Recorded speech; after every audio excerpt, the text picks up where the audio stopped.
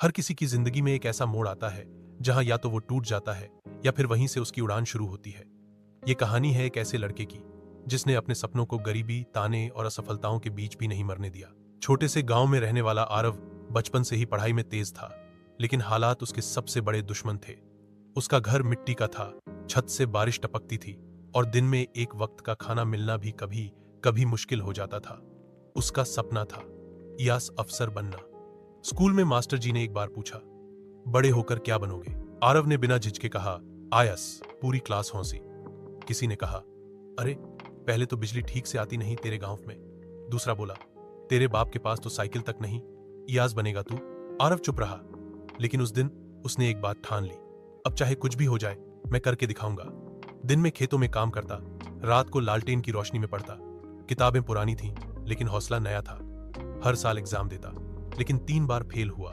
लोग कहते, तेरा बस का नहीं। रिश्तेदार कहते, अब कोई छोटी मोटी नौकरी पकड़ ले। यहां तक कि मां भी रोते हुए कहती, बेटा बस कर, अब हमसे तेरा दर्द देखा नहीं जाता। लेकिन आरव के अंदर एक आग जल रही थी।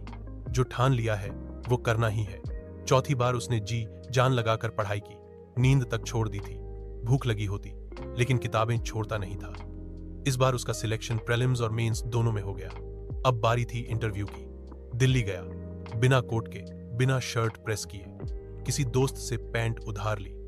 इंटरव्यू में पैनल ने पूछा, आपके पास तो साधन नहीं है, फिर भी IAS क्यों बनना चाहते हो? आरव ने सिर्फ एक जवाब दिया, ताकि मेरी जैसी गरीबी में जी रही हजारों जिंदगियों को यह कह सकूं कि सपने बड़े देखो, क्योंकि सपनों का कोई किराया नहीं लगता। वो जवाब सुनकर पैनल एक पल को चुप हो गया। कुछ महीनों बाद रिजल्ट आया। आरव का नाम टॉप 50 में था। गांव के लोगों की आंखों में आंसू थे, लेकिन इस बार गर्व के। जिसे कभी सबने मजाक बनाया था, वो अब उस गांव का हीरो बन चुका था।